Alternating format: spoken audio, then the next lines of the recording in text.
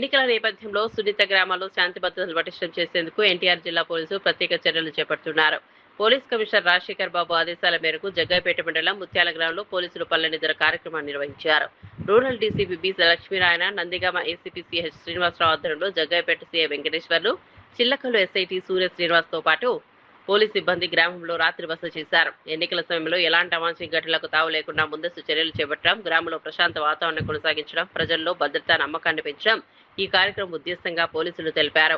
గ్రామంలోని సున్నిత ప్రాంతాలను పరిశీలించి స్థానికులతో మాట్లాడి సమస్యలను తెలుసుకున్నారు. ప్రతి ఒక్కరూ ప్రశాంతంగా ఓటు హక్కును వినియోగించుకోవాలని, ప్రలోభాల బెదిరింపులకు దూరంగా ఉండాలని సూచించారు.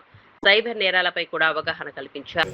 తెలియని వ్యక్తులు ఫోన్ చేసినా, తెలియని వ్యక్తులు ఏదైనా మెసేజ్ పంపించినా గబుక్కును ఓపెన్ చేసి అది ఏం మెసేజ్ ఏంటో చూడకుండా వాళ్ళ అడిగిన సమాచారం అంతా ఇచ్చేసి, ఇవ్వకూడని సమాచారం ఇచ్చేసేసి మీ అకౌంట్లో ఉన్నటువంటి డబ్బంతా దోచేస్తున్నారు.